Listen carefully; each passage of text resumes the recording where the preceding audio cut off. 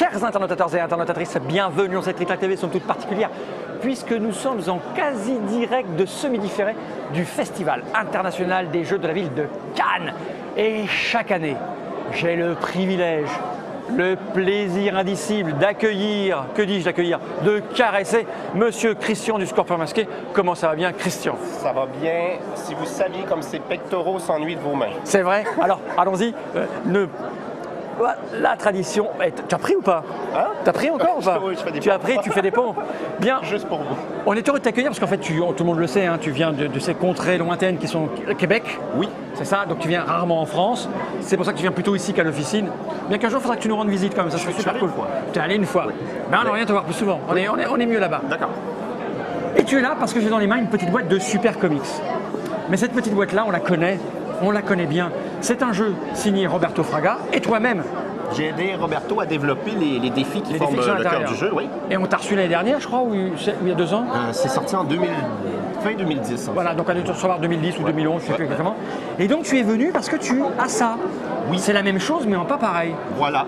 Mais tu peux m'expliquer, s'il te plaît, Mais non, Christian? t'as tout dit. J'ai tout dit. Ouais. Eh bien, merci. À bientôt pour de nouvelles aventures.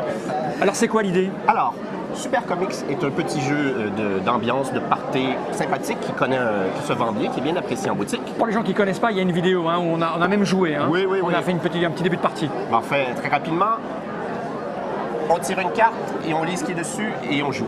Voilà. Alors, ça peut être de retirer ses chaussettes ou de faire un combat de pouce. D'accord, ouais, je me souviens du combat de pouce. Voilà. Et donc, c'est ça, c'était bien apprécié, sauf que la boîte qui est ici donnait à plusieurs l'impression qu'on était dans un jeu plus geek, plus sérieux, de stratégie.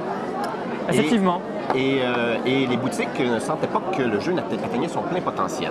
D'accord, c'est-à-dire qu'effectivement c'est un party game et ça ressemble pas à une boîte de party game. Là Voilà. on voit des sorciers, on va se jeter des sorts, etc. On avait un look en fait très américain. Et ben, ce qu'on fait pour le 3e tirage, qui s'en vient environ dans 1 mois, D'accord. c'est qu'on refait simplement une nouvelle boîte avec de nouvelles illustrations, D'accord. mais avec les mêmes défis à l'intérieur. Tout à l'intérieur pareil. À 2 ou 3 trucs près. Donc tu as réadapté ça, mais pour la France, les États-Unis, pour tout le monde? Oui, ben pour l'instant, il est seulement en français. D'accord. Et donc, on a fait faire cette nouvelle illustration. D'accord. Et l'idée derrière tout ça, en fait, c'est qu'on va donner une meilleure idée, je crois, de ce que le jeu est. Bah, c'est important. Oui. C'est-à-dire que, effectivement, un jeu, ça a cette particularité de tant que tu l'as pas ouvert et tant que tu n'as pas joué, tu ne sais pas à quoi ça correspond et la boîte doit un peu t'indiquer.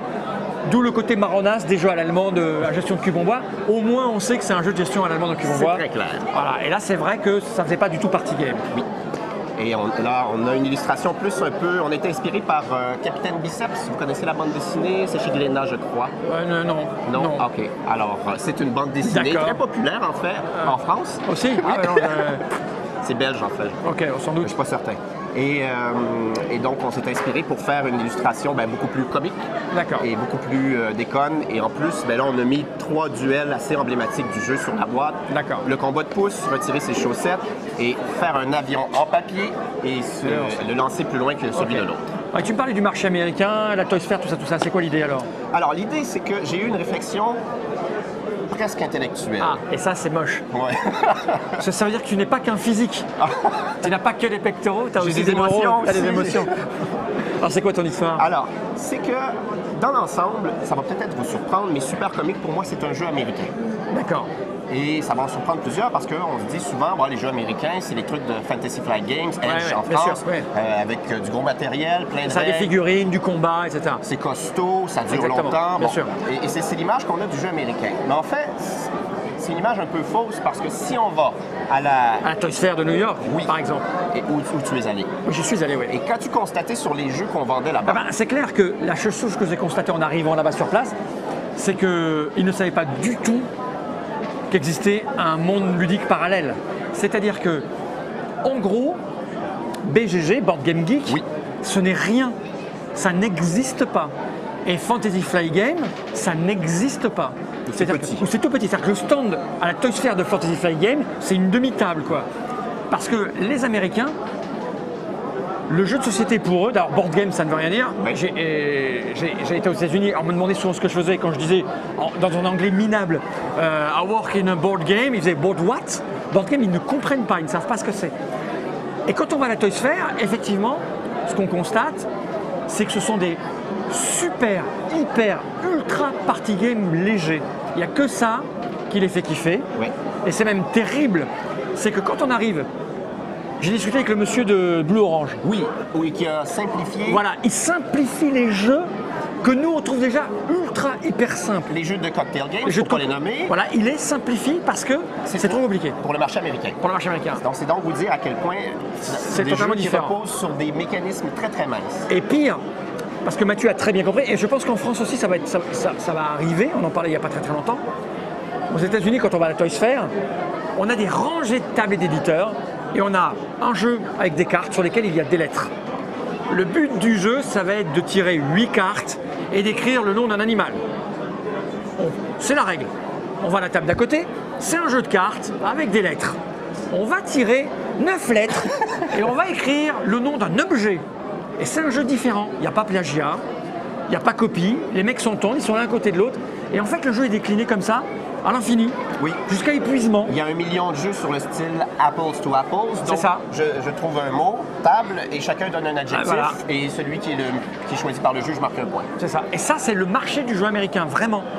Et c'est là que c'est drôle parce que alors, du coup, c'est moi qui vais parler tout le Oui, temps. non, mais c'est quand même. Et un truc qui est rigolo, c'est que j'ai constaté, par exemple, tu prends BGG, Oui. Trick Track s'adresse à la francophonie, aux francophones. Il y a 100 millions de francophones sur Terre.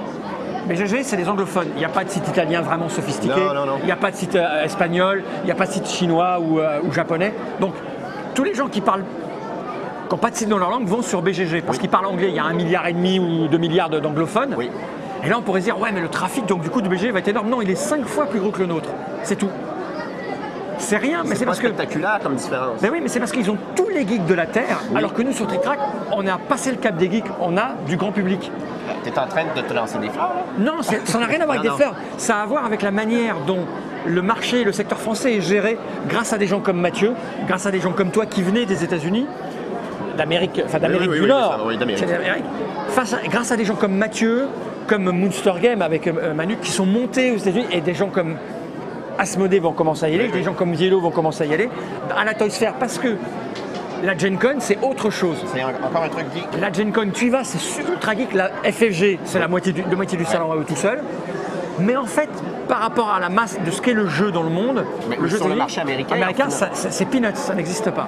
Et donc, Super Comics, c'est pour ça que je dis que c'est un jeu américain parce qu'il repose sur pratiquement aucun mécanisme. Exactement, on tire oui. une carte et on joue. Bien sûr, mais là, effectivement, c'est la Gen Con Indie, Oui. ce n'est pas la Toys Fair. Et là, aussi curieux que ça puisse paraître, on a un jeu américain et quand je l'ai mis dans une boîte avec un graphisme de style américain, Ouais. parce que ça, c'est le Silver Age des héros de bande dessinée. Là, j'ai dit yeah, yeah. Yeah, Ah, yeah, yeah, right, yeah. yeah, You yeah. do speak English. Yes, very Alors, well. quand je l'ai mis dans une boîte américaine, ben, finalement, je m'étais trompé parce que pour Ben oui. vendre ce jeu américain, je devais le mettre dans une boîte de style européen. européen. Ben oui, avec c'est rigolo. un graphisme à la Glénat et à la. Écoute, tu sais quoi? Belge, oui. Ça me donne envie de faire un débat un jour. Oui.